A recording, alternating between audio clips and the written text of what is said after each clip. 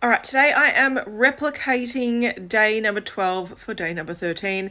I was having issues with my skin. I had sort of breakouts. I think it's from the Huda Beauty setting spray that I used at the wedding last weekend. Essentially, I had like all these like little small breakouts on my cheeks, on my forehead. And I feel like when I did the wear test, testing the powder underneath my foundation, I feel like I didn't give it a fair shot because things were like wiping away in areas that I don't know, I feel like it was the skin. So I'm redoing that test today. So I've got my Laura Mercier Invisible Loose Setting Powder in Universal. I don't like this. I am so close to giving this the heave ho. And by heave ho, I mean giving it to a friend to see if they want it. But I wanted to replicate that test first. So I've got this under my foundation today. So setting my SPF effectively. And on this side, I don't have it underneath. I've got my Kat Von D foundation that I'm trying to pan, so all over my face. And then I've set that all with my Sigma soft focus setting powder because if I was to set it with this, it'd be too dry and flaky and annoying. So any differences? Not really. It's all looking similar. I did find that previously when I've used a loose setting powder either under my base or mixed in with my foundation, it tends to make the foundation grip a little bit better to the skin. So you get a little bit better coverage. But because this foundation is fairly medium to high coverage anyway, I didn't really notice much of a difference. So we'll see how that wears. This has already been on for like 2 hours, but so far there's no real differences. I've got no concealer, just the foundation. And I'll be back later with some makeup news and whatnot. But yeah, we'll see how this wears throughout the day. If it doesn't do anything great, it's gone. I've had enough of it. It's gone. All right, 7 hours wear of me trying to set my skincare, I suppose, with a translucent powder under my foundation. It's apparently a technique that Wayne Goss preaches about, so it keeps your makeup lasting a long time. So that side has that technique. This side does not. Besides the fact that I've got, what is going on here? Whatever. I feel like this side's looking worse. So this side around the nose, it looks a bit smoother. And around that side, it looks a bit patchier. I don't like it. I've got lipstick on my chin, but that's my life. I don't actually think this is looking any better. Around here, this is what I'm talking about. Look at that. Yuck. Here, looks a lot better. Okay, I had to blow my nose. I was cutting onions and everything was just leaking. Not worth the extra step in my opinion, and not worth keeping that Laura Mercier powder that I want to get rid of because it does not do great things for me. I will possibly check back in like much later on, but I'm thinking of decluttering that powder. It's not for me.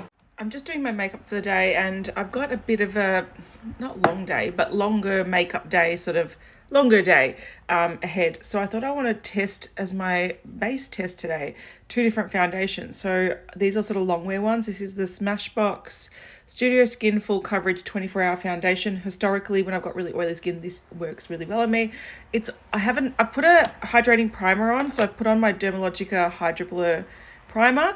But I just wanted to show you the finish before I powder it. So this is quite matte, and this side is quite shiny. So you can see the glow of my computer screen. On this side, I've got the Clinique Beyond Perfecting Foundation and Concealer. This, again, tends to wear quite well on me. This is the shade Linen. This is the shade 1.15. I just want to see which one looks better throughout the day because I'm trying to sort of whittle down my collection. I've had these in my collection for a long time. I don't wear makeup too often anymore. And I just want to see which one, I'm sort of doing showdowns, I guess. So I'm just going to powder this with the same powder and no concealer because they're quite high coverage. But I thought the Clinique one had a nice glow to it. And in comparison, the Smashbox one is quite like matte off the get-go. So I'll show you when my makeup's done. Who's this with a full face of makeup, hey? And at like 8 a.m. What? It's me, Kat. Nice to meet you. Haven't seen you in a while. Yeah, I'm wearing Velvet Teddy by MAC, but I've put it over a lip oil. God, it's a nice colour. I love it. Anyway, wearing my Natasha Denona I Need a Nude palette, and both foundations look very nice. I still think the Clinique one looks a little bit nicer. This one, see, it's got texture sort of emphasising, and then this one just looks like smooth. I'm wearing a sort of shimmery highlighter blush thing. But yeah, just in terms of both foundations, I think Clinique's winning, but we'll see which one wins throughout the day. I'm going to a training session for a new job. Oh my God. I've got a new job. So that training session's, I think, about 6 hours. So I'll be back just before dinner, and I'll be able to tell you how this is wearing throughout the day. I probably won't be able to do check-ins throughout the day because I'm at a training session. Yeah, that, look, of course, maybe that side of the face has more sort of issues, but nicer. I forgot to mention as well, the Clinique one actually applied a lot nicer. This one sort of had a little bit of like, it was sort of, I think because as it was sort of drying down matte as I was sort of applying it, or setting as I was applying it, it looked a little bit streaky and patchy. So the Clinique one is just overall a better experience at the moment. All right, these aren't wearing super well, and they haven't been wearing super well for a while now. My skin, what's happening? So this is the Smashbox side, and you can see, I don't know what's happened here. Why is there a big smear? I don't know. It's looking a little bit, I don't want to say oxidized, but a little bit yellow compared to my skin. Sunglasses marks, cool. Sunglasses marks, cool. Chin is completely gone. This, what is this? What is that? I don't like how either side's wearing. It's just frustrating because, like, a few years ago, I could wear a long wear sort of matte foundation. Even if it's high coverage, I can like sheer it out and it would wear really well on my oily skin. All of a sudden I've got this like fickle in between, dehydrated but oily skin, and nothing sticks and nothing works. I still have to say, further back, this doesn't look the greatest. I felt like I've been wearing a mask all day. This Clinique side looks a bit nicer. So even though it's wearing down funny, and even though I was catching a tram and I was wearing sunglasses, and like instantly there's a big sunglasses mark here. So obviously the Clinique side, because it is more of a sort of hydrating formula, it moved a lot more. This didn't move as much, but I've had issues with my base all day, and it just does not fit, does not look like me, does not feel like me. So there's part of me that's, I explained this in my Project Pan earlier this week. I'm getting really frustrated at makeup that's not working. Like why deal with it? I don't know why. So there's part of me that's just like, get rid of these. They're old. You don't need them. They don't suit your skin anymore. But I want to test them one other way before I decide to declutter them. And that way is by mixing them with my SPF. So not with my SPF layer. So I put my SPF on, leave it for a bit, and then I go in with a higher coverage product, like a concealer or high coverage foundation, mix it like 50-50 with my SPF, and generally that works like really nicely as like a tint that lasts pretty well on me, I found. So I'm going to try that tomorrow with this, and if it doesn't work, they're going, because I have no time for it. I don't really like this at the moment, but I know like historically I've liked them both. I like the finish of this more. I think the face, like ignore the T-zone, like maybe a good concealer would fix what's going on here, but ignore that and the rest of it looks quite nice. So I feel like this has some redeeming qualities. It just means that I can't use it as a foundation and concealer like it claims. I'd probably just use this as a foundation, go in with a concealer that I know works a bit better with my skin at the moment, and I can make that one work.